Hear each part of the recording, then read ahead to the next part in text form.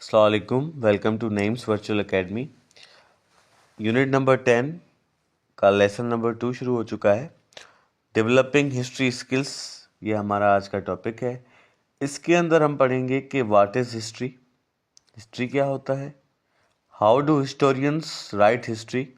जो हिस्टोरियंस होते हैं, तारीखदान होते हैं, मौरख होते हैं, वो हिस्ट्री लिखते कैसे हैं। स्टडिंग द एविडेंस, एविडेंस को कैसे पढ़ते हैं और टाइमलाइन को कैसे पढ़ते हैं। ठीक है, तो सबसे पहले what is history.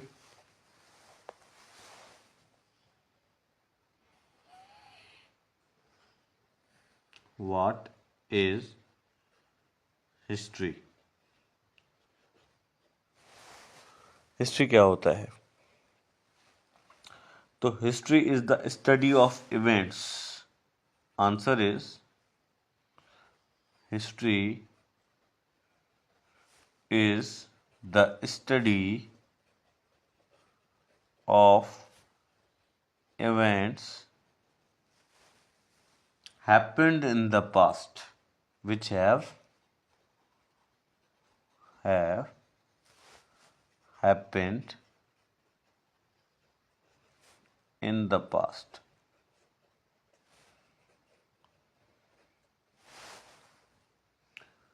The people who study the past,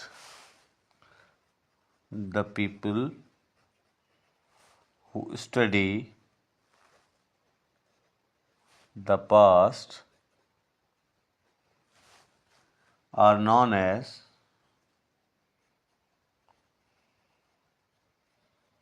historians.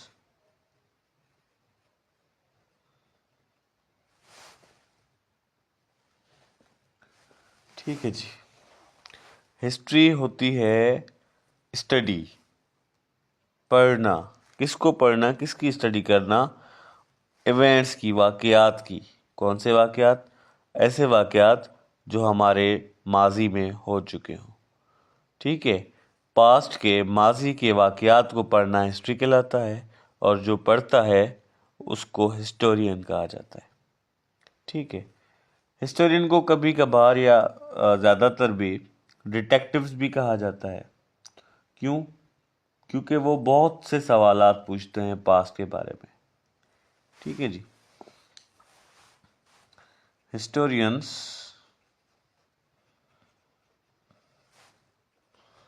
Are called detectives. उनको डिटेक्टिव्स कहा जाता है because they ask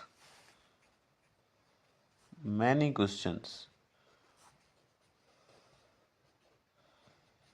such as. अब मैं कुछ क्वेश्चंस आपको बताता हूं कि वो किस किस्म के क्वेश्चंस पूछते हैं। ठीक है, पहला व्हाट हैपेंड, क्या हुआ। ठीक है, पहला सवाल ये पूछते हैं कि हुआ क्या।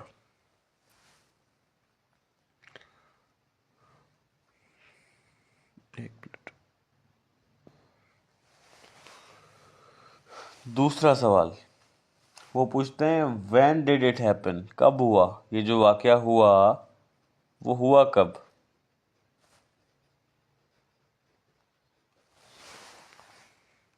ठीक है,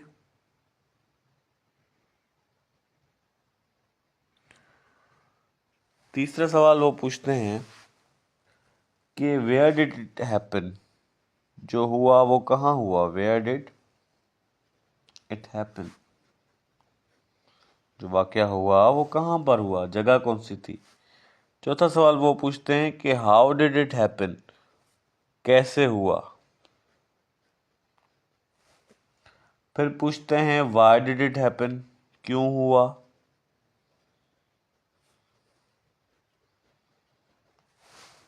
और फिर who did it, who did it, किसने किया।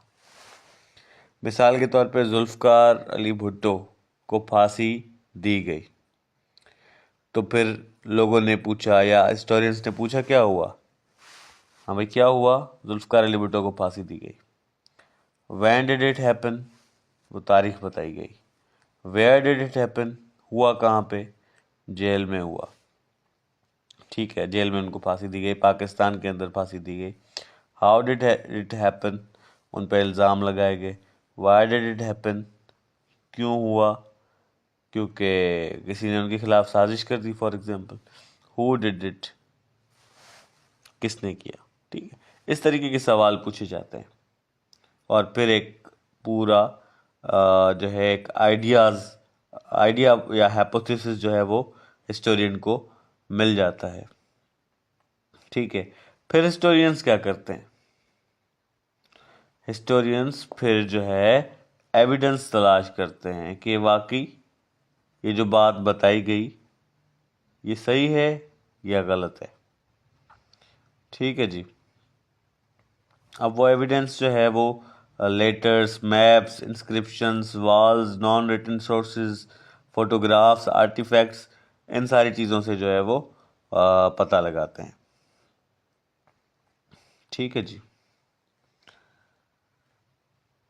मैं आपको प्राइमरी सोर्स और सेकेंडरी सोर्स पहले भी बता चुका हूँ कि एविडेंस देखने के लिए इनसे जो है मालूमात ली जाती है।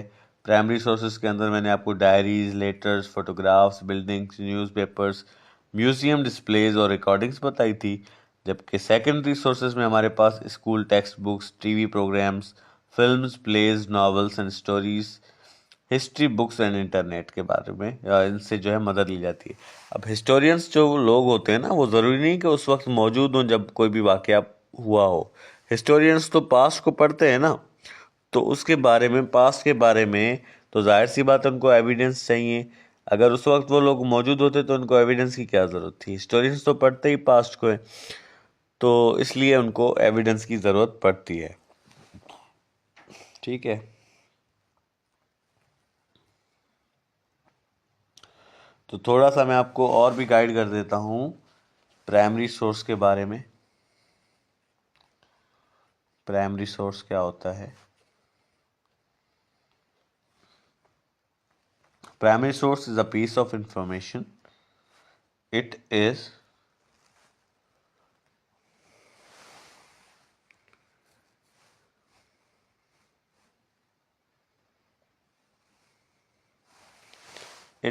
a piece of information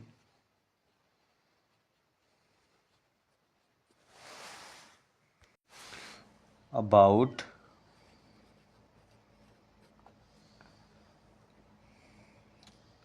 a historical event,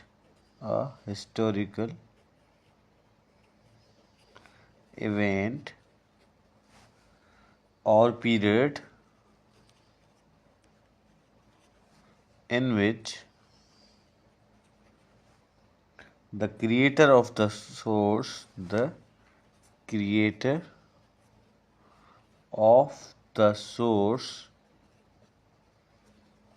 was an actual participant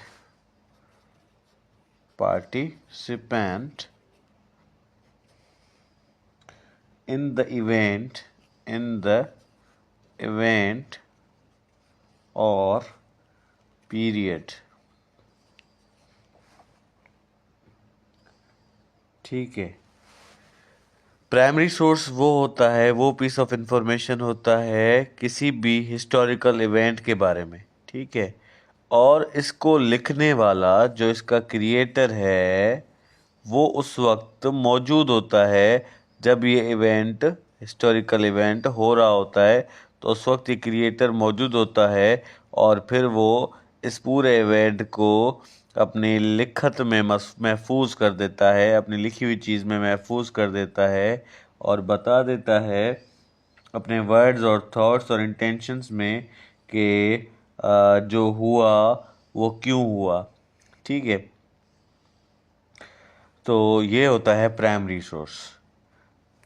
जो हमारा पहला लेक्चर गुजरा है उसमें भी हमने प्राइमरी सोर्स को पढ़ा था, तो इसमें भी मैंने आपको डिटेल्ड बता दिया कि प्राइमरी सोर्स क्या होता है। इसमें क्रिएटर खुद मौजूद होता है और उसकी लिखी हुई चीज़ को प्राइमरी सोर्स कहा जाता है। अब सेकेंडरी सोर्स को पढ़ते हैं कि सेकेंडरी सोर्स क्या होता है। It is a source that was it is a source that was not created first hand by someone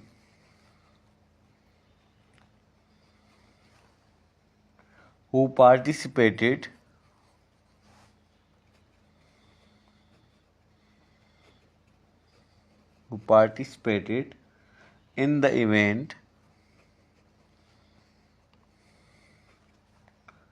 or period।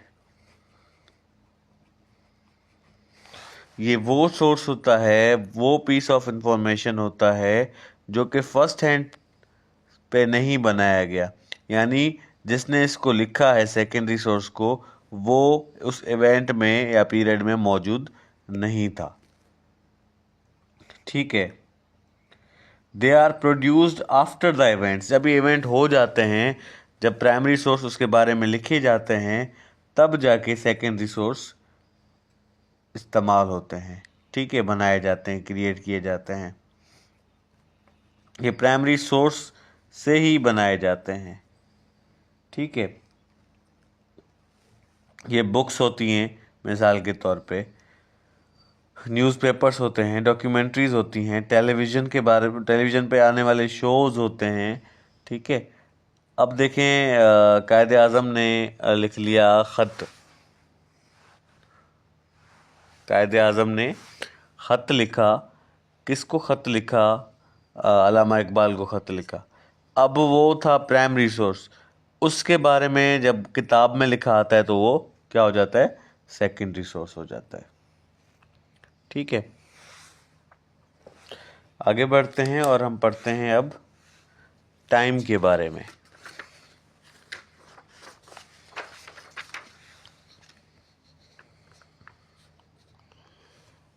ठीक है जी।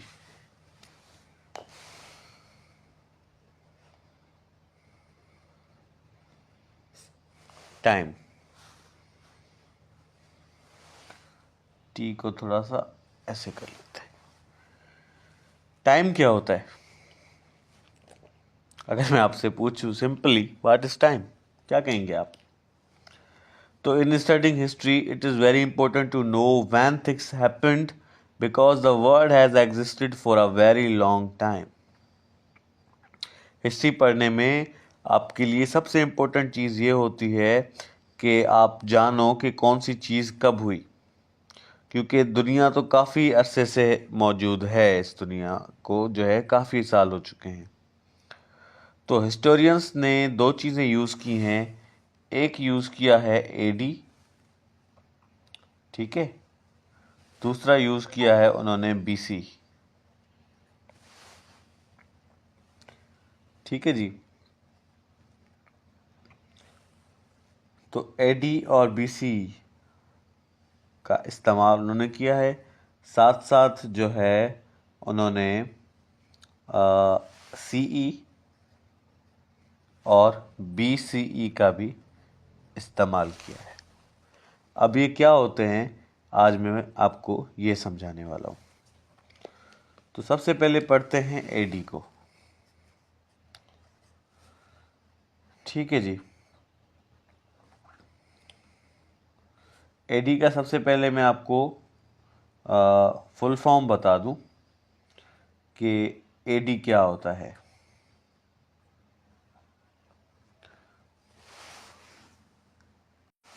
तो एडी का फुल फॉर्म है एनो, ठीक है, एनो डोमिनी। एनो डोमिनी, एनो डोमिनी। ठीक है जी। इसका मतलब होता है means in the year of the Lord. अब सिंपली मैं आपको इसका कॉन्सेप्ट बताऊं कि एडी, ये जो क्रिश्चियंस लोग हैं ना, ये कहते हैं एक वक्त वो था जब हज़रत ईसा पैदा हुए, birthday of Jesus Christ, और उन्होंने वो वक्त जब जब वो पैदा हुए उस वक्त से आगे के सारे वक्त को एडी से स्टार्ट किया है। ठीक है, जब हज़रत ईसा रज़ी अल्लाह तआला अन्हु पैदा हुए, ये हो गया एडी। इसका दूसरा नाम कॉमन एरा है, कॉमन एरा, ठीक है, जिसको सीई भी कहा जाता है। फिर आ जाते हैं हम बीसी पे। ठीक है, इसका मतलब होता है बिफोर क्रिस्ट, यानी means before the birth of Jesus Christ, यानी हज़रत ईसा के पैदा होने से पहले का जो वक्त था, उस पहले के वक्त को बीसी कहा जाता है। इसका दूसरा नाम है बीसीई, यानी बिफोर कॉमन एरा। ठीक है, समझ में आ गया? यानी जब हज़रत ईसा पैदा हुए तो जो वक्त शुरू हुआ वो एडी, और जब हज़रत ईसा की पैदाइश से पहले का जो वक्त था वो बीसी। ठीक है जी। In history when we say that Quaid Azam Mohammad Ali Jinnah died in 1948, मिसाल के तौर पे हम कहते हैं कायदे आज़म मोहम्मद अली जिन्ना, कायदे आज़म मोहम्मद अली जिन्ना वाज या फिर डाइड इन 1948 एडी। अब इसका क्या मतलब है? It means 1948 years after Jesus was born, यानी हज़रत ईसा के पैदा होने के 1948 साल बाद कायदे आज़म मोहम्मद अली जिन्ना पैदा हुए। इसका मतलब ये है। ठीक है जी, समझ में आ गया? और कुछ और वेज भी होते हैं। There are other ways of saying what year it is, what year it is। Example ले लेते हैं, जैसे मुस्लिम्स हैं, Muslims use the year of prophet Mohammad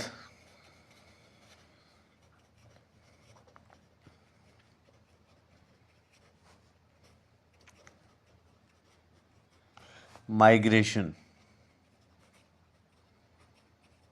या फिर हिजरा from Mecca to Medina.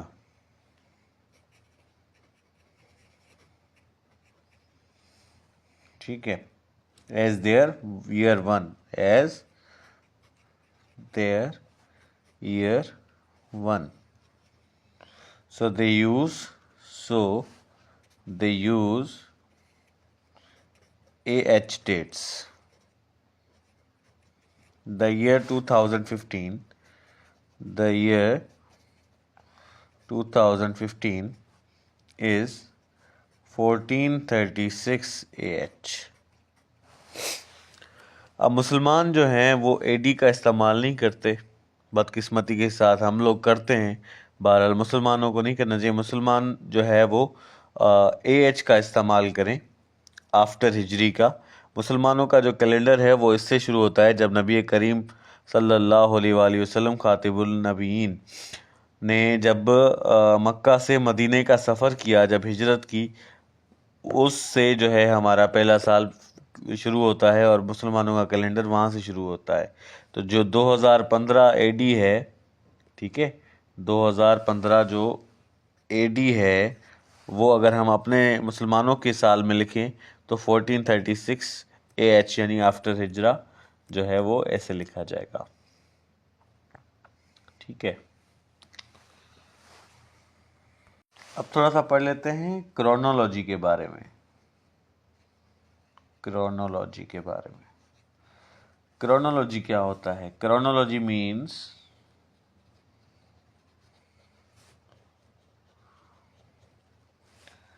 arranged in or according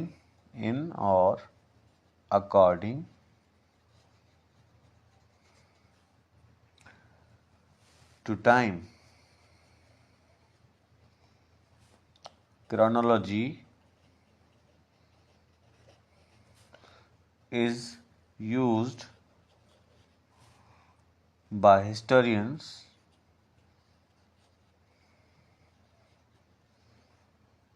to study exactly when events happened. When events happened. ठीक है,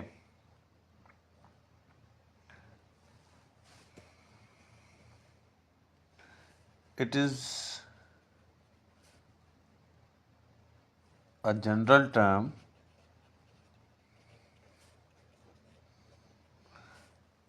that refers to the study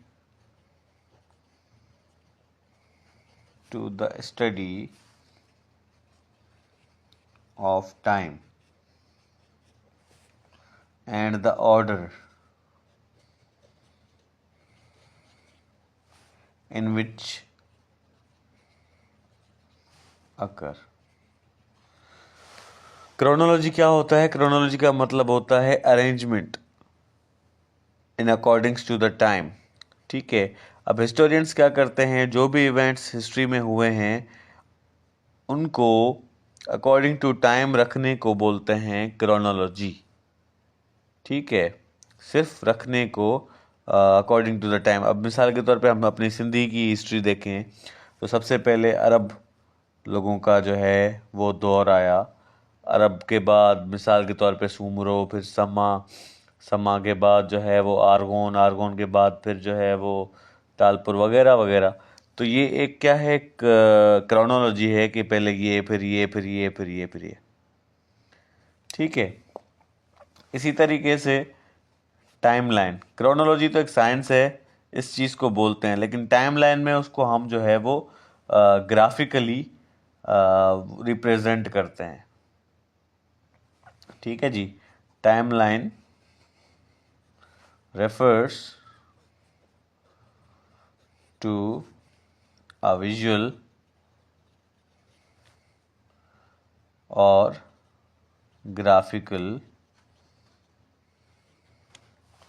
representation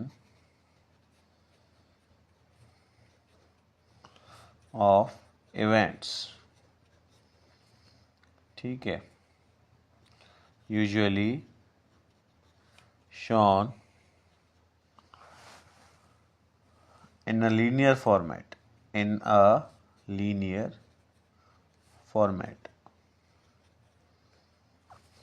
ठीक है, मिसाल के तौर पे 1906 में वो जो है मुस्लिम लीग बनी, इस्टेब्लिश हुई। ठीक है, 1930 में इलाहाबाद एड्रेस या लाहौर रेजोल्यूशन हुआ। मिसाल के तौर पे, डेट्स मुझे याद नहीं है। ठीक है जी। और फिर 1938 में जो है वो अल्लामा इकबाल डाइड हुए। 1947 में जो है वो पाकिस्तान बना।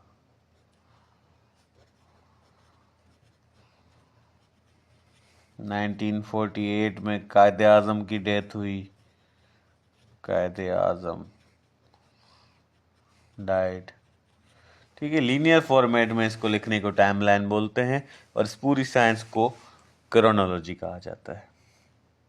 थोड़ी सी आपको और मालूमात दे दूं कि ओलंपियाड किसको बोलते हैं, डिकेड किसको बोलते हैं, स्कोर किसको बोलते हैं, सेंचुरी किसको बोलते हैं, और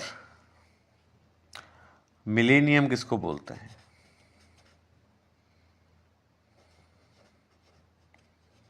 ये सवाल आ जाए कि how many years are called olympiad, how many years are called decade, how many years are called score, how many years are called century and how many years are called millennium. तो century आपको आएगा मेरे ख्याल से सिर्फ कि 100 years को कहा जाता है। डिकेड कहा जाता है, ये भी शायद आपको पता हो कि 10 ईयर्स को कहा जाता है। ओलंपियाड कहा जाता है 4 ईयर्स को। स्कोर कहा जाता है 20 ईयर्स को। और मिलेनियम का मतलब होता है 1000 ईयर्स। ठीक है जी, थैंक यू।